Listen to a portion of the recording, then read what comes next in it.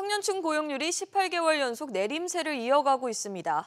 특히 30대에선 구직 활동마저 하지 않는 쉬었음 인구가 지난달 기준 역대 최대치를 기록했는데요. 신다미 기자. 네, 신다입니다. 네, 지난달 취업자 수는 일단 증가세를 보였죠. 네, 지난달 취업자 수는 2,904만 명으로 1년 전보다 19만 3천 명 늘었습니다. 취업자 수는 올해 들어 지난 5월과 9월을 제외하고는 매달 10만 명대 증가폭을 기록하고 있는데요. 다만 연령대별로 보면 60세 이상과 30대를 제외한 나머지 연령대에서 모두 취업자가 줄었고 특히 15세에서 29세까지의 청년층은 16만 3천 명 줄며 감소폭이 가장 컸습니다. 이에 더해 구직 활동도 일도 하지 않는 쉬었음 인구는 258만 명으로 13만 5천 명 늘었는데요. 청년층 쉬었음은 40만 9천 명으로 9천 명 줄었지만 30대에서는 2만 4천 명 늘어난 33만 4천 명을 기록하며 2003년 통계 작성 이래 최대치를 기록했습니다. 네, 30대가 이렇게까지 많이 쉰 건 최초인데 청년층의 고용 한파가 지속되는 이유가 뭔가요? 네, 국가데이터처는 경력직 위주 채용과 소시 채용이 청년에게 불리하게 작용하고 있다며 청년층이 많이 가는 산업인 제조업이 안 좋은 부분도 영향이 있다고 설명했습니다. 양질 일자리로 분류되는 제조업과 건설업 등에서 부진이 지속됐는데요. 건설업은 12만 3천 명 줄며 18개월 연속 감소했고 제조업도 5만 1천 명 줄며 16개월째 감소세를 이어갔습니다. 반면 도소매업 취업자는 4만 6천 명 늘며 2017년 이후 가장 큰 폭의 증가세를 기록했는데요. 예술, 스포츠, 여가 관련 취업자 수도 7만 명 늘면서 증가세가 두드러졌습니다. 정부의 민생회복 소비 쿠폰과 공연, 전시, 할인권 지급 등에 따른 영향으로 풀이됩니다. SBS 비즈 신다입니다. 매년 11월 이맘때쯤이죠. 건강보험 지역가입자인 자영업자나 프리랜서들이 1년간 납부할 새로운 건강보험료가 책정됩니다.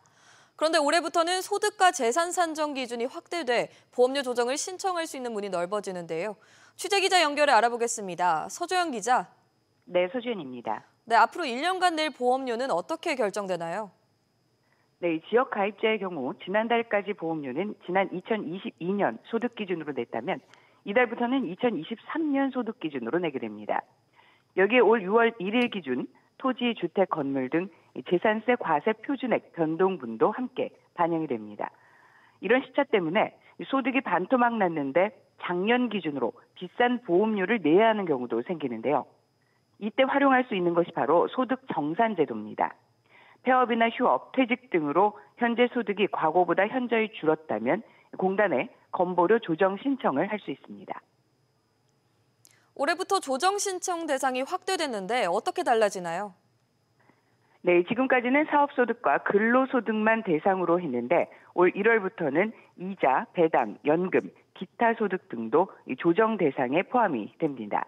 예를 들어 은퇴생활자가 주식 배당금이나 이자 수익이 크게 줄어 생활이 어려워졌다면 이를 근거로 즉시 건보료 조정을 신청할 수 있게 됩니다. 또 소득이 감소한 경우뿐만 아니라 소득이 증가한 경우도 조정 신청을 할 수 있는데요. 소득이 여유가 생겼을 때 미리 보험료를 더 내두면 나중에 내 보험료 부담을 덜 수 있습니다. SBS 비즈 서주연입니다. 이재명 대통령의 장기 투자 인센티브 주문에 시장 기대가 커지고 있습니다. ISA 비과세 확대나 배당세율을 내리는 방안이 거론되는데요. 다만 우리나라는 주식 투자에 부과되는 세금 자체가 크지 않아서 세금 카드만으로는 혜택 폭이 제한적일 것으로 보입니다. 지웅배 기자. 네, 지웅배입니다. 시장에서 거론되는 세제 혜택들 어떤 게 있나요? 네, 우선 개인종합자산관리계좌, 이른바 ISA의 절세 요건 완화가 거론됩니다. ISA는 대표적 투자 상품으로 세금 혜택이 장점으로 꼽히는데요. 종류에 따라 최대 400만 원 수익까지 세금이 붙지 않고 그 세율도 일반 계좌의 3분의 2 수준입니다. 주식 장기 투자 시 이 비과세 한도가 늘어나는 방향 등이 예상됩니다. 혹은 주식에 매겨지는 주된 세금인 배당소득세 세율이 완화될 가능성도 있습니다. 현재 수익이 2천만 원 이하일 경우 14% 세금이 붙는데요. 이를 낮출 가능성도 있습니다. 키를 쥔 건 주무부처인 기재부인데 어떻게 준비하고 있나요? 네, 앞서 나온 카드들을 검토하고 있지만 세금으로 줄 수 있는 혜택이 제한적일 걸로 보입니다. 우선 대부분의 투자 수익인 양도 차익엔 이미 과세가 이루어지지 않는 점이 가장 큰 한계로 지적됩니다. 기획재정부 관계자는 장기 투자의 혜택을 주려면 단기 투자에 과세해야 하는 상황이지만 투자자들 반발에 현실적으로 어려운 상황이라고 말했습니다. 이어 남은 건 배당 소득인데 최저세율이 유럽보다 이미 낮은 데다 ISA 혜택 등까지 감안하면 국제적으로도 낮은 수준이라고 말했습니다. 정부는 증시 활성화 대책을 내년도 경제정책 방향에 담아 발표할 것으로 예상됩니다. SBS 비즈 지웅배입니다. 연말 강남 지역에선 분양가 상한제가 적용된 단지들이 일제히 분양에 나섭니다. 하지만 이미 집값이 급등해버린 지금 시장에선 시장 안정을 위해 도입된 분양가 상한제가 오히려 투기 수요를 자극한다는 지적이 나오는데요. 여기에 정부의 대출 규제까지 겹치면서 이른바 현금 부자들의 로또 청약이 돼버렸습니다. 최지수 기자. 네, 최지수입니다. 네, 최근 분양을 시작한 대표적인 강남 단지부터 짚어보죠. 반포 레미안 트리원 청약 경쟁률 어땠습니까? 네, 시세 차익 약 30억이 예상돼 화제를 모은 반포 레미안 트리니원이 1순위 청약에서 평균 237대 1의 높은 경쟁률을 기록했습니다. 230가구 모집에 약 5만 5천 명이 몰린 겁니다. 이 단지는 84제곱미터가 최고 27억 4,900만 원 수준으로 인근 아크로 리버파크가 지난 9월 56억에 실거래됐다는 점을 감안하면 약 30억의 시세 차익이 예상되는데요. 가격 폭등을 제어한다는 취지의 분양가 상한제가 적용됐지만 집값을 안정시킨다는 효과보다는 오히려 인근 신축과 가격이 크게 벌어지면서 막대한 차익을 얻을 수 있다는 기대 심리를 불러일으켰습니다. 정부의 대출 한도 차등화 규제에 따라 25억 초과주택은 대출이 2억밖에 나오지 않아 20억 이상을 현금으로 쥐고 있어야 청약이 가능한데요. 강남권 분상제 단지가 현금 부자들만 참여하는 로또 청약이라는 비판이 나오는 배경입니다. 이런 대목에서 분양가 상한제를 손봐야 한다는 목소리도 나오고 있죠. 네, 그렇습니다. 분양가 상한제의 공공성을 강화하는 장치로 일각에선 채권 입찰제의 필요성이 제기됩니다. 채권 입찰제란 아파트 분양가가 시세보다 저렴해 수분양자의 차익이 클 것으로 예상되면 차익의 일부만큼 국민주택 채권을 매입하도록 하는 제도입니다. 차익 일부가 주택도시기금으로 환수돼 공공성을 강화하는 효과가 있는데요. 지난 1983년 분양가 상한제와 함께 도입됐다가 주택 경기 불황 등을 겪으며 현재는 폐지됐습니다. 혹은 시세대로 분양해 취득세를 확보하는 방식으로 공공기여를 해야 한다는 업계 의견도 나옵니다. SBS 비즈 최지수입니다. 은행들이 오늘 배드뱅크 청구서를 받습니다. 앞서 정부가 부실채권 정리를 위해 지난달 세도약 기금을 만들었죠. 이를 통해서 저신용자나 빚을 많이 진 소상공인들이 구제받을 수 있는데 이를 위해 은행들이 얼마씩 부담할지에 대한 최종안이 나오는 셈입니다. 취재기자 연결합니다. 오수영 기자.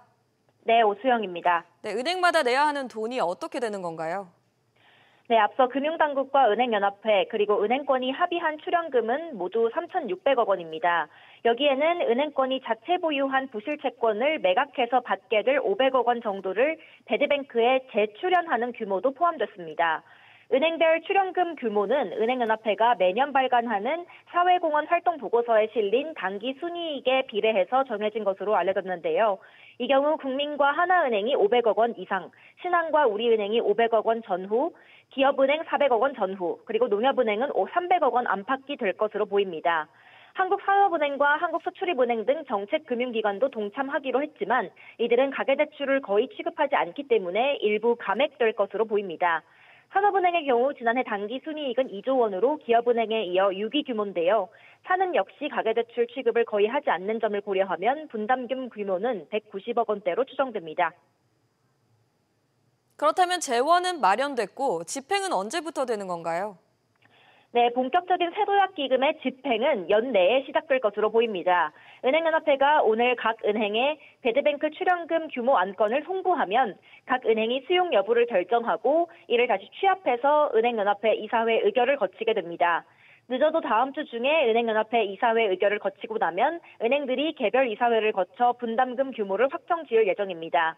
분담금 산출 방식은 이미 앞서 합의를 거쳤기 때문에 금융권에선 개별 은행 이사회 통과에는 큰 변수가 없을 것으로 보고 있습니다. SBS 비즈 오수영입니다.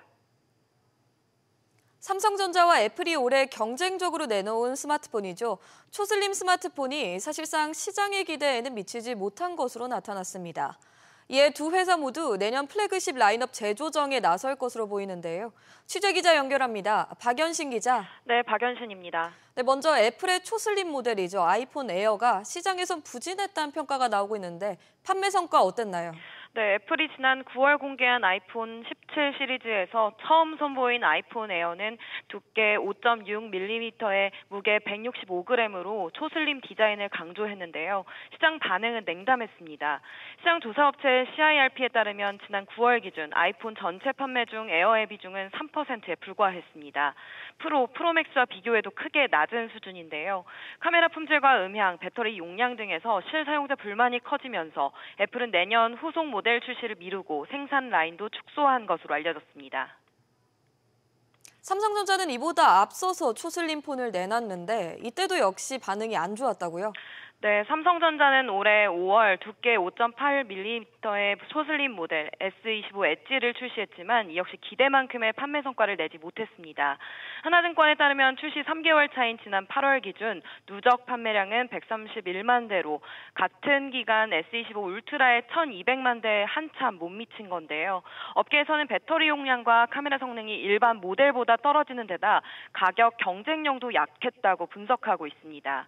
이에 따라 삼성은 내년 2월 공개할 S26 시리즈에서 슬림형 모델을 제외하고 두께 6.7mm의 기본형으로 통합하는 방안을 유력하게 검토 중입니다.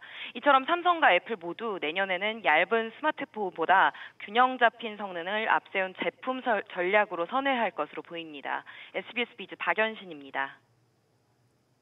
반도체 저승사자로 불리는 모건 스탠리가 비관론을 접고 따뜻한 겨울론을 꺼내들었습니다. 모건 스탠리조차도 메모리 반도체가 슈퍼사이클에 진입했다고 본 건데요. 김한나 기자. 네, 김한나입니다. 네, 모건 스탠리가 근거로 든 걸 보면 역시 메모리 반도체 가격 상승이죠. 네, 그렇습니다. 모건 스탠리는 최근 메모리 최대 가격 결정력 보고서를 통해 올해부턴 따뜻한 겨울이 될 수 있다는 의견을 전했는데요. 인공지능 수요가 높아지는 등 과거와 다른 구조적인 국면에 들어섰다며 낙관론으로 예상을 바꾼 겁니다. 특히 디램과 낸드 가격이 고점을 경신하고 있다는 점에 주목했는데요. DDR5 현물 가격은 지난 9월 7달러 5센트에서 현재 20달러 9센트로 급등하고 낸드 계약 가격 역시 20%에서 30%가량 오른 점을 꼽았습니다. 그러면서 이번 메모리 반도체 강세장이 최대 6개 분기 지속될 것으로 내다봤습니다. 아무래도 관심이 쏠리는 건 우리나라 기업인 삼성전자죠. 모건 스탠리가 어떤 전망 내놨나요? 내년 삼성전자의 영업이익 전망치를 116조 원으로 제시했는데요. 특히 삼성전자 핵심 사업인 반도체 부문이 전체의 81%인 94조 원을 달성할 것으로 예상했습니다. 또 모건 스탠리는 이번 사이클이 장기적으로 이어져 2027년에는 삼성전자의 영업이익이 135조 원, 이 중 반도체 부문은 109조 원을 넘길 것으로 추정했습니다. 모건 스탠리는 삼성전자와 SK하이닉스 목표 주가를 14만 4천 원, 73만 원으로 각각 제시하기도 했는데요. 강세장이 올 경우 삼성전자는 17만 5천 원, SK하이닉스는 85만 원까지 오를 수 있다고 봤습니다. SBS 비즈 김한나입니다. 크로스파이어, 로스트아크 같은 게임으로 잘 알려진 회사죠. 스마일게이트의 창업주인 권혁빈 CVO의 8조 원대 이혼 소송이 오늘부터 본격 시작됩니다. 재살 분할 규모가 큰 만큼 이혼이 확정되면 회사 지배 구조에 미칠 영향이 관심인데요. 안지혜 기자. 네, 안지혜입니다. 네, SK에 이어 또 다른 3개의 이혼 소송이 나왔군요. 네, 서울가정법원 가사합의 3부는 오늘 오후 5시 권 최고 비전 제시 책임자 그러니까 권 CVO의 배우자 A씨가 제기한 이혼 소송에 대한 첫 번째 변론기일을 진행합니다. A씨가 이혼 소송을 제기한 지 3년 만입니다. 주목되는 건 8조 원대 재산 절반을 분할해달라는 A씨의 요구가 수용될지 여부입니다. 재산 분할만 보면 최근 SK그룹 최태원 회장과 노수영 관장의 1조 3천억 원대 이혼 소송을 크게 웃도는 규모인데요.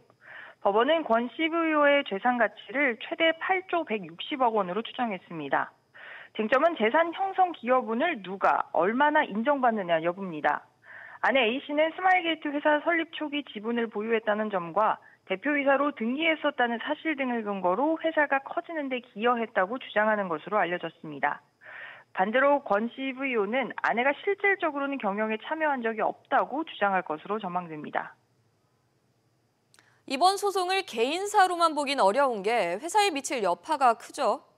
그렇습니다. 권 CVO는 비상장사인 스마일게이트 홀딩스의 지분 100%를 소유하고 있습니다. 만약 이혼이 성사되고 재산 분할이 확정되면 스마일게이트 지분 일부가 아내 A씨에게 상당 부분 넘어갈 수 있어서 권 CVO의 단독 지배 체제가 요동칠 수 있습니다.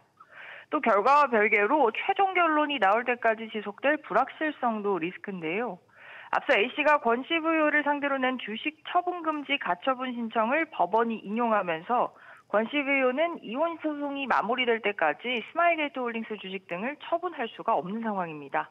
SBS 비즈 안재입니다. 무단 소액 결제 사고가 난 KT에선 김영섭 대표가 책임을 지고 연임을 포기하면서 차기 사장 공모 경쟁이 본격화되고 있습니다. KT를 이끌 수장이 누가 될 건지 벌써부터 하마평이 무성한 모습인데요. 조슬기 기자. 네, 조슬기입니다. 구현모 전 대표의 기한 가능성도 거론되고 있다고요? 네, 업계가 KT 차기 사장 후보로 가장 주목하는 인물은 구현모 전 KT 대표이사입니다. 지난 2020년부터 2023년까지 KT를 이끌어오며 창사 이래 처음으로 매출 25조 원을 돌파했고 오늘날 KT AI 사업에 초석을 다진 인물로 평가받습니다. 또 지난 6월 업무상 횡령 혐의에서도 벗어나면서 그의 발목을 잡아왔던 법적 리스크도 해소됐습니다. 3년 전 정권이 교체된 이후 연임이 무산됐던 만큼 권토중례를 노릴 수 있다는 관측이 나옵니다. 구 전 대표와 더불어 김태호 전 서울교통공사 사장도 후보군으로 꼽힙니다. KT IT 기획실장 출신 인사로 통신 전문성을 갖추었고 전직 KT 임원들로부터 지지도 받고 있다는 후문입니다. 그런데 그동안 사장 인사가 정부 입김에서 자유롭지 않았죠. 이번에도 반복될까요? 네, KT는 2000년 민영화 이후 연임에 성공한 CEO가 황창규 전 회장 단 한 명뿐입니다. 나머지는 모두 정권 교체기에 거취 문제를 겪었던 전례가 있습니다. KT도 공정성 논란을 의식해 이 주주 추천제를 제외하고 공개 공모와 이 헤드헌팅사 추천 형태로 공모를 진행하고 있습니다. 그러나 KT와 포스코 같은 이 소유 분산 기업은 민영화됐지만 대주주가 없다 보니 정부가 국민연금을 통해 영향력을 행사하기 쉬운 구조입니다. 국민연금의 의결권 행사를 정치적 영향력에서 분리해야 하지만 정부 입김에서 자유롭지 않은 게 현실입니다. 따라서 KT 차기 사장 선임 과정도 이러한 고질병을 끊긴 쉽지 않을 것으로 전망됩니다. SBS 비즈 조슬기입니다. 감염병 양상이 나날이 달라지는 가운데 100일의 환자 급증세가 심상치 않습니다. 지난해에 이어 올해도 대유행 조짐을 보이고 있어 특히 어린아이가 있는 집은 각별한 주의가 필요해 보입니다. 이정민 기자. 네, 이정민입니다. 네, 100일의 환자가 늘고 있다고요? 네, 질병관리청에 따르면 100일의 발생 건수는 올 들어 5,300여 건입니다. 최근 10년 동안으로 보면 지난 2016년 129건에 불과했던 게 지난해 48,000건을 넘겨 370배 급증했습니다. 특히 코로나 시기 100일에 면역 공백이 발생하면서 이후 급증세가 두드러집니다. 연령별로 보면 7세에서 18세가 84%로 대부분을 차지했습니다. 영세 환자는 전체의 0.3% 수준으로 크지 않지만 고위험군에 해당됩니다. 질병청은 100일의 유행으로 보긴 아직 어렵다면서도 고위험군 보호를 위해 임산부와 접종 미도래 영아 대상 예방접종 전략 강화가 필요하다고 설명했습니다. 어린아이들 예방은 어떻게 하고 또 불가피하게 걸렸다면 대처는 어떻게 하는 게 좋을까요? 시기에 맞는 예방접종이 최선입니다. 12세 이하 어린이는 보건소나 지정 병원에서 무료 접종을 받을 수 있습니다. 나이에 따라 3차에서 최대 6차까지 추가 접종을 받아야 합니다. 이미 걸린 경우라면 신속하게 병원을 찾아 환자와 가족 모두 항생제 치료를 받는 게 좋습니다. SBS 비즈 이정민입니다. 연말 소비 대복을 앞두고 소비재 가격이 또다시 들썩이고 있습니다. 주요 명품뿐 아니라 화장품 가격도 오르고 있는데요. 취재기자 연결해 알아보겠습니다. 신채영 기자. 네, 신채원입니다. 네, 우선 화장품을 보면 어떤 게 또 오르는 건가요? 네, 업계에 따르면 러시코리아는 모레부터 연말 선물 수요가 많은 바디워시와 로션 세트 가격을 9% 정도 올립니다. 러쉬는 포장재 변경과 원재료, 운송비 상승 등 외부 요인에 따라 가격을 조정하게 됐다고 설명했습니다. 러쉬는 지난달에도 일부 스크럽 제품에 대해 가격은 유지하면서 용량을 줄이는 슈링크플레이션을 진행한 바 있습니다. 러쉬뿐 아니라 디올은 지난달 대표 립 제품과 향수 등의 면세점 가격을 2%에서 3% 올렸고 미샤와 어퓨도 지난 7월 가격을 인상하는 등 중저가 화장품 브랜드부터 고가의 명품까지 가격 인상이 이어지고 있습니다. 네, 가방과 주얼리 명품 브랜드들 보면 1년에 한 번씩이 아니라 몇 번씩이나 가격을 올리고 있죠. 네, 그렇습니다. 루이비통은 지난 7일 가방을 중심으로 일부 제품 가격을 3% 안팎 올렸습니다. 샤넬도 최근 국내에서 일부 핸드백 라인의 가격을 평균 9.3% 인상했고요. 보테가 베네타도 가방 등 일부 제품 가격을 10% 넘게 올렸습니다. 명품 주얼리 브랜드 티파니는 오늘부터 목걸이 등 일부 제품 가격을 평균 3%, 불거리도 최근 팔찌와 귀걸이 등 일부 제품 가격을 3% 안팎 올렸습니다. 선물 수요가 집중되는 연말을 앞두고 주요 명품 브랜드가 또 한 번 가격 인상에 나서는 분위기입니다. SBS 비즈 신채원입니다.